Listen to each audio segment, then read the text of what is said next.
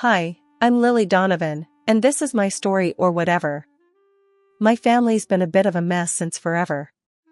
Got a sister, Ellie, who's sort of like the crown jewel at home because of her bad heart. Our mom, yeah, she's fixated on Ellie. With Ellie being born sickly, she got extra eyes on her, extra care. Mom was always shadowing her, making sure she was breathing okay, eating right, or was warm enough. Almost like I'm part of the furniture. Anyway, Dad was different. He was my champ. When I needed something, he was my go-to. He'd listen, not just nod along, but actually listen. Ellie, though, she got all the attention without even trying, and the drama, tons of it. Take one morning at the breakfast table for example. I was on my second cup of coffee, flipping through some job listings. Dad was at the other end, eyeing the sports section like it had the meaning of life tucked in there. Then in breezes Ellie, all theatrics, like she's about to drop some Shakespearean tragedy on us. So, the doc says my heart's acting up again, Ellie says, all breathless and expecting a scene. Mom's up from her seat like someone lit a fire under her, asking, "What does that mean, hon? You feeling okay? You need anything?" Ellie, "Nah, I'm fine. But the vacation's off. Doctor's orders." Dad stops looking at his paper and goes, "That's rough, kiddo." Me, I'm just silent. Because what's there to say? Every little thing about Ellie's sickness tosses our family into chaos. But before I can even shrug, Mom's looking at me with those eyes. You know the type, like I've suddenly kicked a puppy by being quiet. And out of nowhere, I decide to toss in my 2 cents, maybe it's not the end of the world, right? Mom almost jumps at me. "Lily, can't you see your sister's struggling?" Ellie just slurps her juice, watching the show. I shrug. Just saying. There's worse stuff out there, ain't there? Ellie puts her glass down and says, "Nice, sis. Real supportive." Dad finally puts down the paper like he's about to referee a boxing match. "Ease up on your sister, Ellie." But Mom ain't having it, she can at least act like she cares.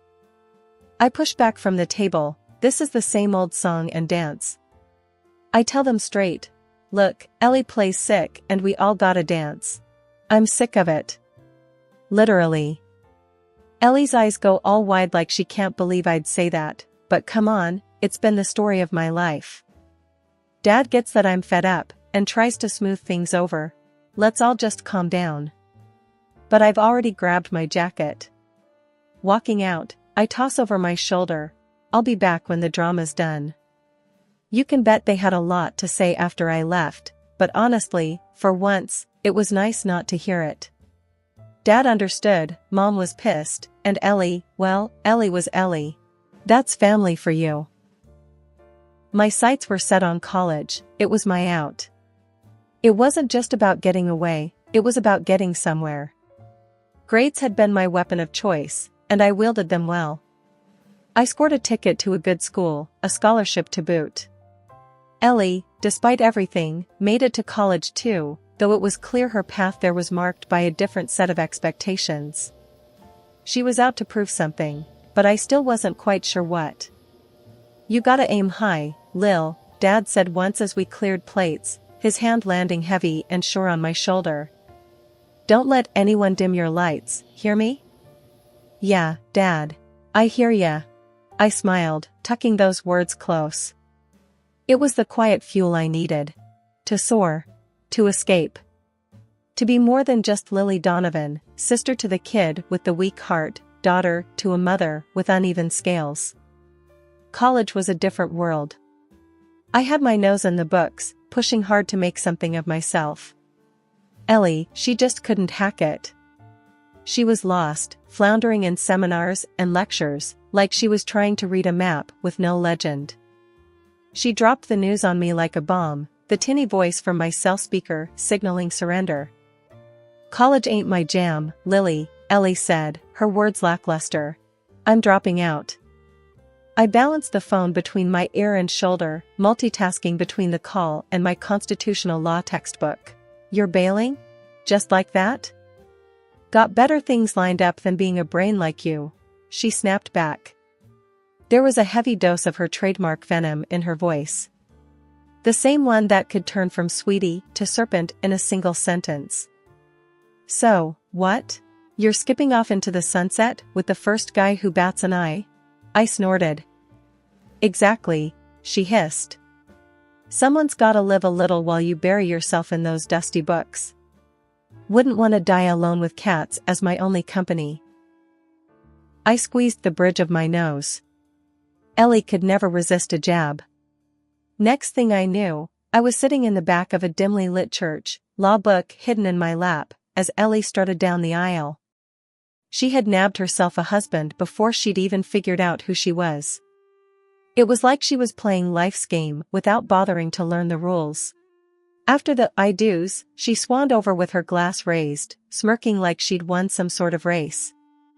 Cheers to me, the married woman, and to you, Lily, maybe you'll graduate to cat lady soon? She snickered, cruelty wrapped in a toast. I bit back the anger, knowing Ellie relished any sign of getting under my skin. Maybe, but at least I'll have a law degree to hang on the wall. Cats or not. Her eyes narrowed. You think you're better than me, with your big dreams of being a hotshot lawyer? As she flittered away to go cut the cake, a part of me wanted to scream. I wanted to shake some sense into her. But I stayed in my seat, the anger simmering. Back on campus, I poured myself more into my studies. The late nights were my fortress from Ellie's barbed comments. Every essay, every exam was another brick in my walls, fortifying my future against her cynicism. Ellie and I were on divergent paths, she, reveling in the now with a sharp tongue, and I, building a foundation for tomorrow with gritted teeth. That was just the way of it. You can't pick your family. But you sure as hell can pick which of their words to listen to. And Ellie's? I was learning to let them go like seeds in the wind, insignificant and unworthy of taking root. Turning 30 hit different. The job at Uncle John's law firm was steady. Every day in court was like a chess game. I'd become good at it, keeping my cool under those fluorescent lights. Mark and I had been an item since who knows when. We figured, why not make it official? So we planned to. Dad's been gone a while now. I don't bring it up much. Stuff happened, he's not here, we move on. That means I've kind of been both the rock and the hard place for myself. When I said to Mom and Ellie, hey, I'm marrying Mark in a bit, they just shrugged. That's nice, Mom said without looking up from her cards. Ellie? She couldn't even pause her TV show. I heard her mumble a congrats, buried under a heap of reality show noise and screams of her children. Where is her husband Dave? He was almost never at home. Living with Uncle John's sometimes biting sense of legal wisdom wasn't much different. I'd tell him about the upcoming wedding and he'd just grunt. You sure about the prenup? Romance isn't exactly our family style. So here I am, 2 weeks out, and it's all about the bare minimum. I want a quiet do. Some folks would take Mom and Sis ignoring the whole deal like a punch. I take it like a typical Tuesday. No help? No problem. It's just Mark and me, and that's plenty. I draft my own contracts by day, iron out merge clauses, and at night, I scroll through potential honeymoon spots on my phone. No fluff, just picking a place to unwind. After the case I just cracked, I need it. Weddings bring out strange in folks, I guess. Mom suddenly caught up with her bridge club, acting like playing cards is her full-time job. I dropped by to give her an update on the no-fuss dress I picked, not that she asked. She barely glances up, don't stress. It'll be fine. Full house. I should have knocked. Cool, Mom, I say, but I'm talking to the wall, because she's dealing cards again. Ellie's the same. She calls, and it's one crisis after another. I can't find a dress, she complains over the phone. Ellie, just wear something from your closet. She huffs like I've suggested hiking the Everest in flip-flops. Fine, she snaps. I go about my days, bits and pieces of the wedding falling together between deposition prep and client consultations.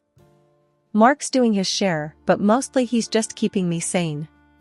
Always a joke ready to diffuse my stress like a bomb squad pro. I handle the indifferences from Mom and Ellie the same way I manage everything else, with a little nod and a lot of getting on with it. It's like being in the eye of my own personal hurricane, watching all the whirlwinds, but not really feeling them. I've gotten good at it, too good maybe. In the end, it's simple. I'm not walking down the aisle to make a statement. It isn't a parade or a show. It's just signing papers, making things official, a modest gather-up for a lifetime of more down-to-earth moments with Mark. He's the I do at the end of my very practical, very organized checklist. As for Mom and Ellie, well, they'll show up or they won't. The wedding will happen, and then life will roll on. It always does. I was mid-sentence with a contractor, haggling over the price of folding chairs, when Mom's call threw everything off balance. Her voice, usually as steady as a metronome, was all over the place, like a needle jumping grooves on a record.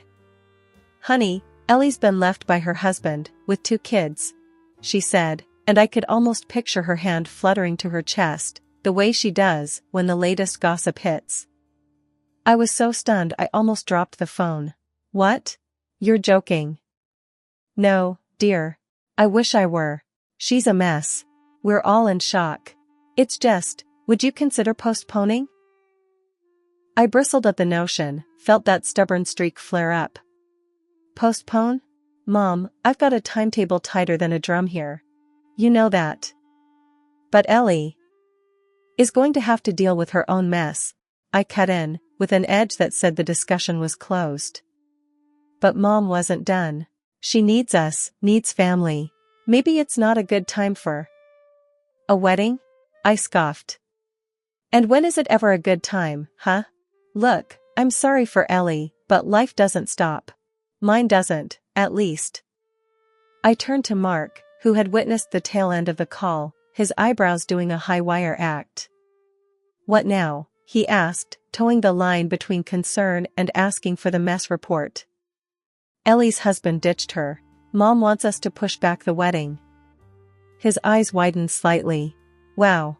Are we?" I shook my head. "No way. We've bent over backward for this family enough." He nodded, his hand finding my shoulder, a silent signal of support. "All right. But you okay with that?" I took a deep breath, somewhere between frustration and determination.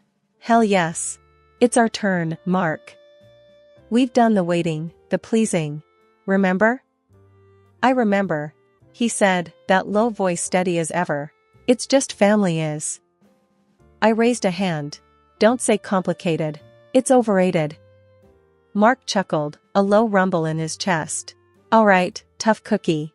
You call the shots." A mix of guilt and relief swirled in me, but I pushed it down. I had enough on my plate without adding second helpings of pity for Ellie. Life ensued. I went back to ticking off checkboxes, ignoring the clawing feeling that comes with not being the good guy. Or in this case, the good sister. The day didn't start off great, and I could tell it was only destined to nosedive from there. Mark was trying to steer clear of any drama, but somehow, we wound up accepting the dinner invite at Mom's place. "Just a family get-together," she'd said. But I knew better. As soon as we walked in, the air was heavy, kinda like walking into a wall. Mom had this stern look plastered on her face, and Ellie, my sister, she was already a few glasses in, eyes red and puffy like she's been crying or something. I barely got my coat off before Ellie slurred out, "Lily, you gotta understand." Her voice wobbled like one of those wacky inflatable arm guys outside a car dealership. "I'm going through hell, and there you are parading your happiness around." She clutched at her heart out of habit. "But we all know that she is absolutely healthy now, her childhood illness has sunk into oblivion." Stiffening up, I shot back, "Ellie, it's not like that, and you know it. Stop playing the victim." Mark put a hand on my shoulder, urging me to ease up, but I was past fed up. Mom chimed in then, voice cold as ice. Lily, we're just asking for a little compassion. Is that too much? I could feel the temperature drop with her every word. Still, Mark and I, we were a united front. We've planned this for a year, Mark said, his firmness a surprise even to me. It's not just Lily's call, it's mine too, and we're not postponing. Mom gave us a hard look, her lips pressed into a thin line. Ungrateful, she hissed at me. After all we've done for you. I snorted, narrowed my eyes. Ungrateful? Really? For what, exactly? That's when Mom dropped the real bomb, her voice a mix of fury and something that sounded like a twisted form of caring.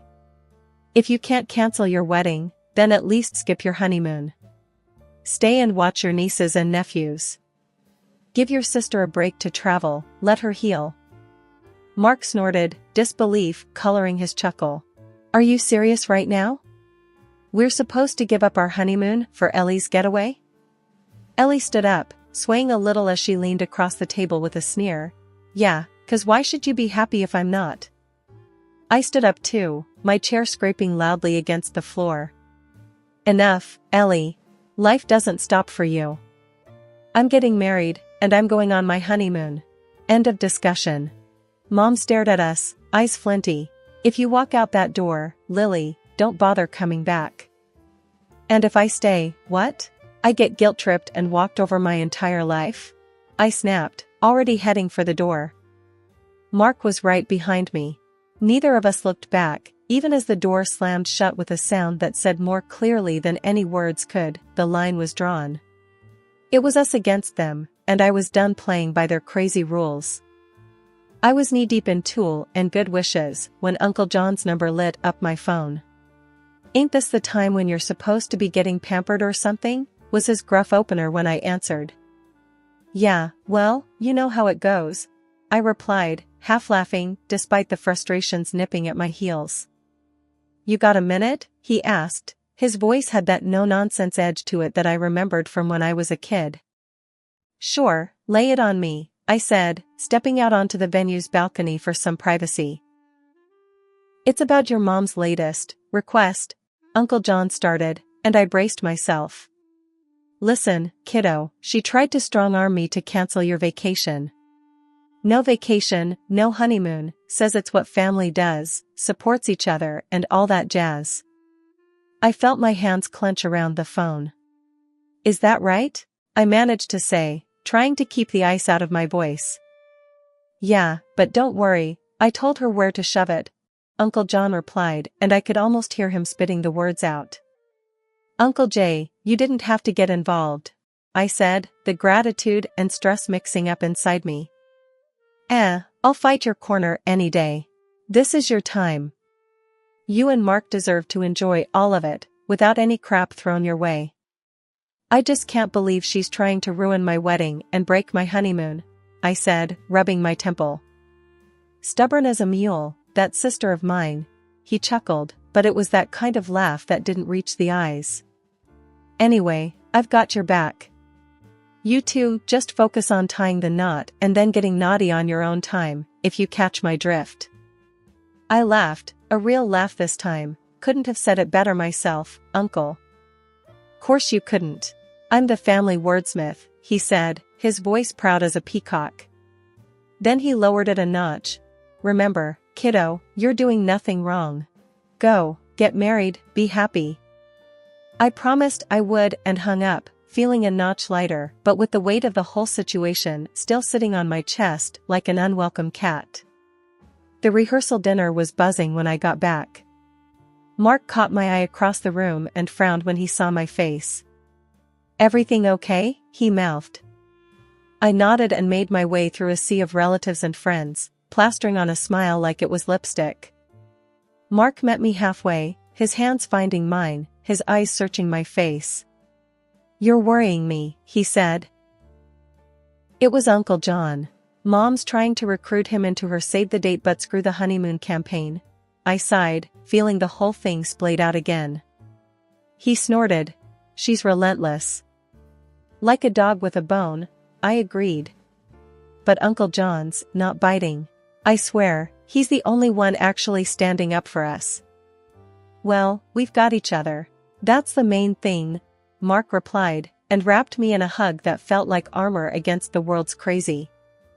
The murmur of family and friends bubbled around us, all unsuspecting of the undercurrents they were swimming in. The table settings gleamed, glasses clinked, and laughter soared like fireflies in the evening light.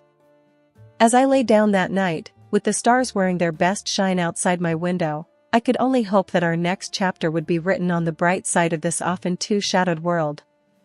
Mark's steady breathing in the dark was a promise and question all at once. It didn't matter what came next. His yes matched my yes, and that felt like the only answer we'd ever need. After what they tried to pull off, Mom and my sister said they wouldn't be caught dead at my wedding. They made sure everyone knew it too, telling anyone who'd listen that I was just a cold piece of work. They didn't stop there, though. They started spreading all sorts of nonsense around town about me, but you know what? It didn't matter one bit. The big day came, and it was nothing short of awesome. Our family and friends filled the place up. There were so many of them. Aunts, uncles, cousins, everyone was there, laughing and joking around. It was loud, and it was fun, and nobody brought up Mom and Sis. It was like we all agreed not to let them ruin the vibe. My bridesmaids were a whirlwind of activity. Girl, are those butterflies in your stomach?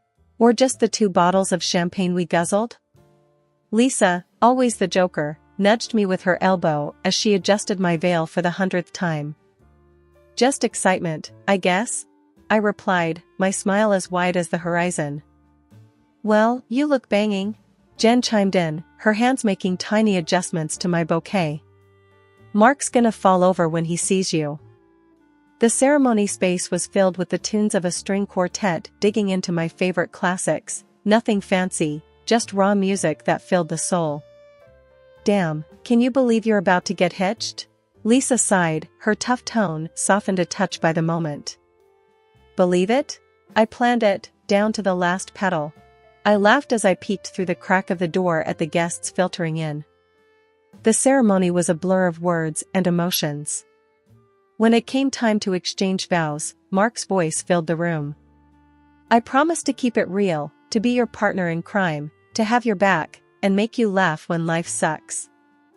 I took a deep breath, my hands shaking just a little. I promise to always be honest, to support your crazy schemes, to love you even when you leave your socks on the floor. The room erupted into laughter and cheers, the love tangible in the air like the warmth of the spring sun coming through the windows. As husband and wife, you may now kiss the bride, the officiant announced, and Mark wasted no time. It was the kind of kiss that said we were in this for the long haul, for better, for worse, and hell, even for the mundane. Later, as the party wound down, Uncle John found me, his face a little shiny from the festivities. You did good, kid. And if anyone gives you trouble, you send them my way. I will, Uncle Jay, thanks for everything, I said, meaning every word. As the night drew to a close, and the last stragglers left, Mark and I stood hand in hand, taking in the moment. Ready to start this adventure? He asked, squeezing my hand. I've never been more ready for anything in my life, I replied, and we stepped out into the cool night air. We climbed into the car, cans clattering behind us, a playful, just married sign taped to the back. I looked over at Mark, his face illuminated by the streetlights as we drove away. This is it, he said, his hand finding mine. This is us, I said, feeling the truth of it settle in my bones. My new hubby and I took off to this cozy beach spot for our honeymoon. Just us, the sun, and the sea. It was like a week-long chill pill. And nope, I did not call Mom or Sis. Not once. And I didn't miss them either. Yeah, family's supposed to be your rock, right? But sometimes, you gotta build your own foundation. That's what I did, and it's solid. I don't need that kind of crazy in my life, and I'm not about to invite it back in.